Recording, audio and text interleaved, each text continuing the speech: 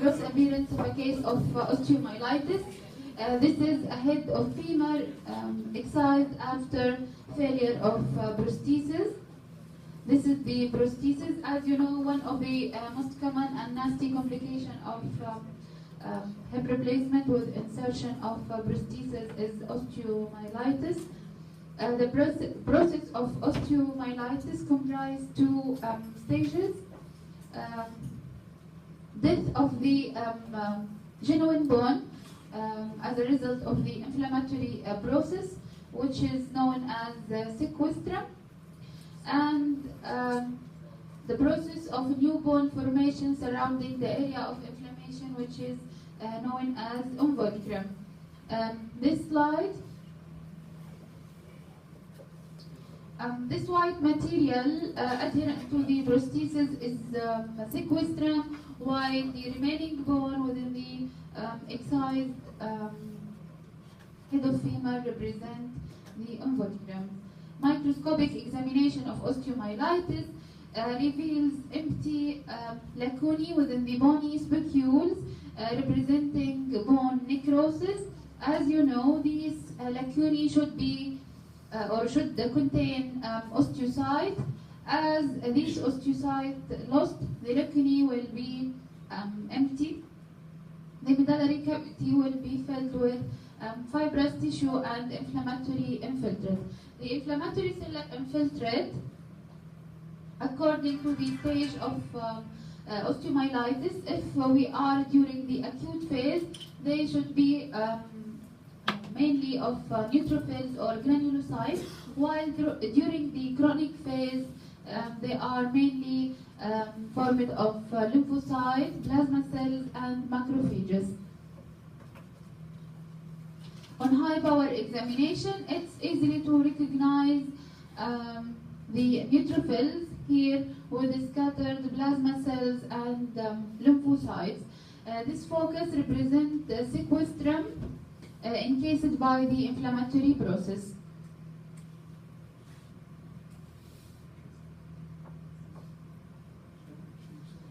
This femur have an exophytic mass originating from the diaphysis. You can recognize that the cortical bone is thickened here by tumor growth and infiltrating outwards through the adjacent soft tissue. This is a case of osteosarcoma, especially the parosteal variant of osteosarcoma. Another example of osteosarcoma here.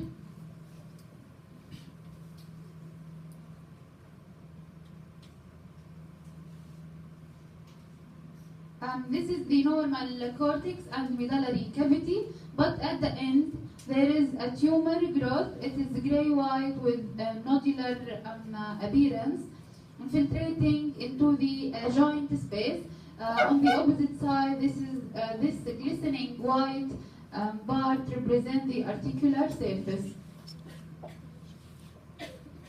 Microscopic examination of osteosarcoma shows spindle cell proliferation. As the tumor is malignant, the spindle cell display features of malignancy, which are hyperchromasia, pleomorphism, and frequent mitotic figures. Also, bizarre forms like this giant cell also can be seen.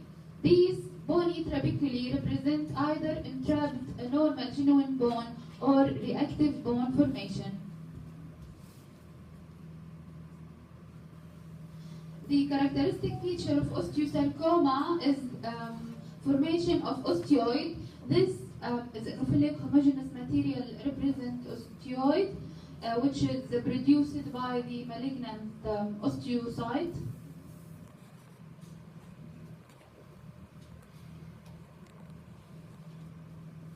Another type of tumors affecting musculoskeletal system is the chondrosarcoma.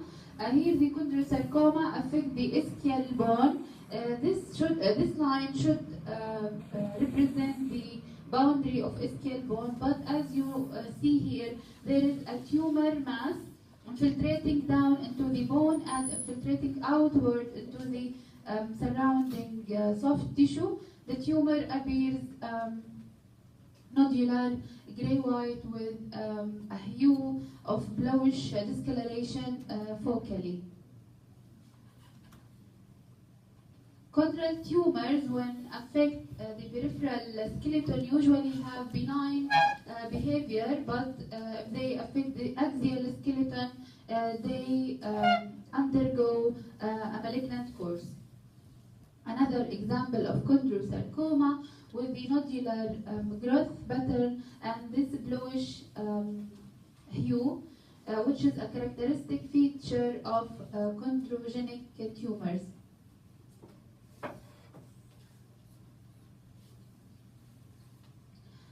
This bisected head of femur also show foci of cartilaginous tumor with the bluish discoloration within the medullary cavity associated with increased thickness of the cortex and minimal barosteal or periosteal reaction.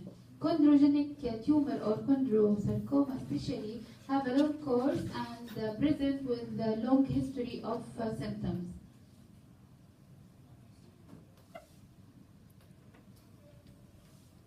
Microscopically, chondrosarcoma display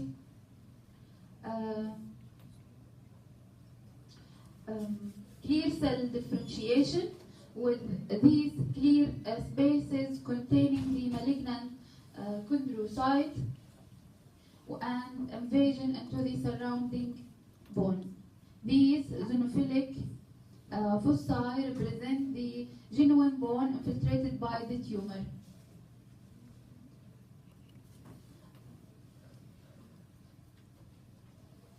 Like any other malignant tumor, chondrosarcoma will display features of malignancy, like aggregation of the malignant cells with the nest formation, multinucleation, pleomorphism, hyperchromatia, and mitotic figures.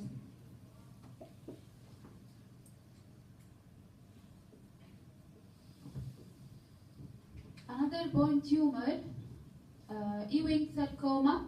It is one of the primary bone tumors affecting mainly diaphysis of long bones and occur during childhood and early adolescence.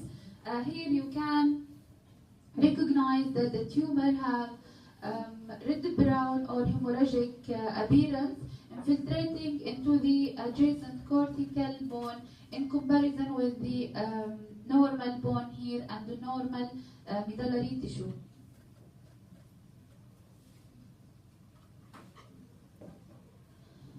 Under the microscope, Ewing sarcoma have characteristic features. It is characterized by age.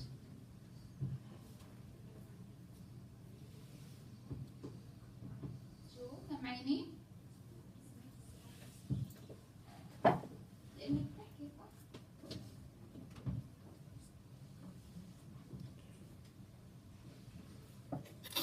Ewing sarcoma characterized microscopically by sheets of small round blue cells.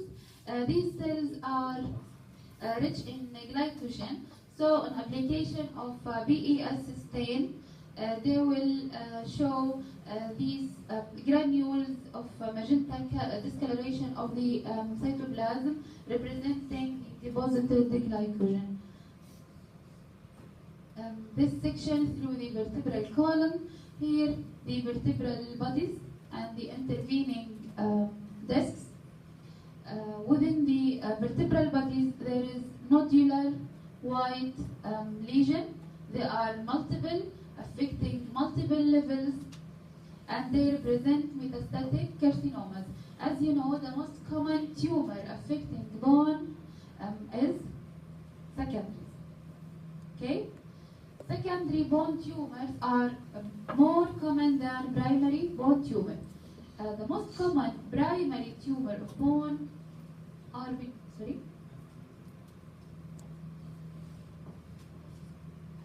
osteosarcoma is the most common malignant tumor of bone. But benign bone tumors are more common than malignant bone tumor. Okay?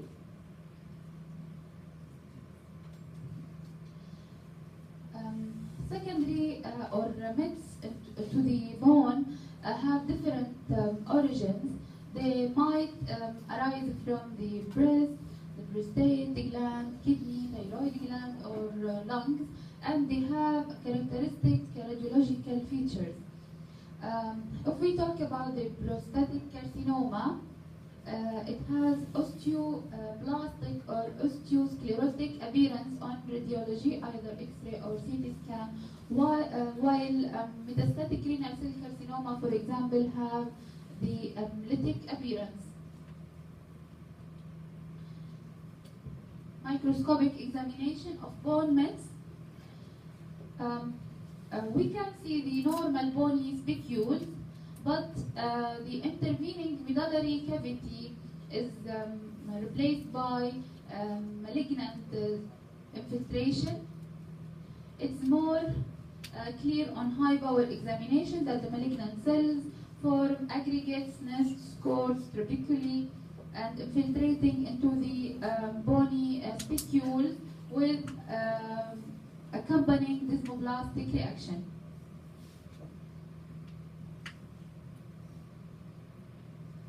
This is an example of osteochondroma.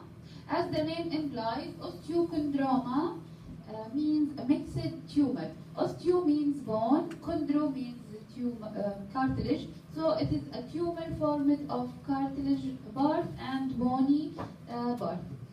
It appears as bony projection from the long bones and known clinically as exostosis.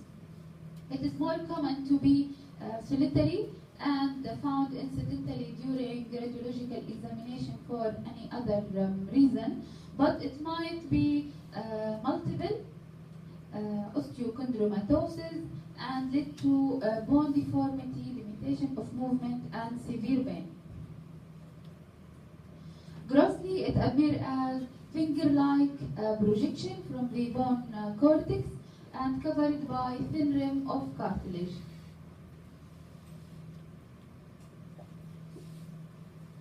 Another example of exostosis with a blunt end. It is formed of cancellous bone and covered by thin rim of cartilage. Microscopic examination will show the two components. This is the cartilaginous component, and this is the adjacent bony component formed of bone spicules with the intervening medullary spaces. Giant cell tumor of bone have a hemorrhagic, ill-defined infiltrative appearance on gross examination, like this one involving the head of femur. It have lytic appearance on radiology, and under the microscope it appears as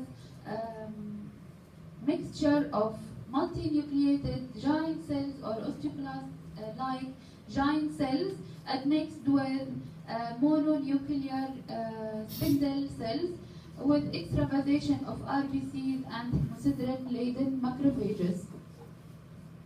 It might lead to fractures, deformity, or cause pain due to expansion and resorption of the genuine bone, and it might undergo malignant transformation.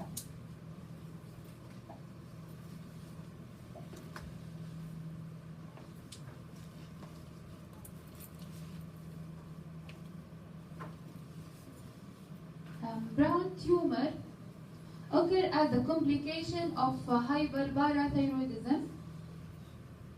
As you know, the high parathyroid hormone led to activation of the osteoclast, which is responsible for bone resorption. So, brown tumor is formed mainly of osteoclast or activated osteoclast associated with inflammatory cells and macrophages which undergo resorption of the bony spicules. On high power examination, it's easy to recognize these osteoclast type giant cells with the accompanying fibroblasts and mixed inflammatory cells with extravasation of RBCs and hemosiderin-laden macrophages. Nowadays, brown tumor is less common to encounter in clinical practice because hyperparathyroidism undergo treatment earlier than before, with less chance for this complication to occur.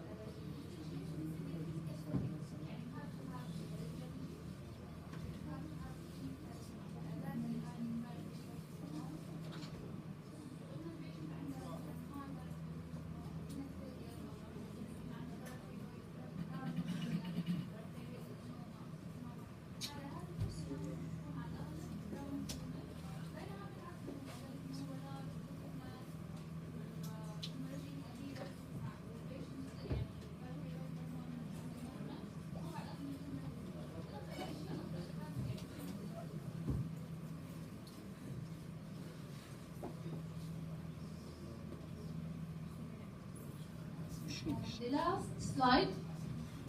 Fibrous dysplasia is a non-neoplastic bone disease characterized by these bony spicules formed of woven bone, which is rimmed or surrounded by osteoblast and embedded within spindle cell proliferation. These bony spicules have a regular and different shapes and known as Chinese letter appearance. Fibrous dysplasia of two types, the monoostotic type affecting just one bone and occur during adolescence, while the polyostotic type affects more than one bone. It occurs during childhood and usually as a component of some syndromes like McCune-Albright syndrome, which is characterized by polyostotic fibrous dysplasia, endocrinopathy, and coffee or spots. Any questions?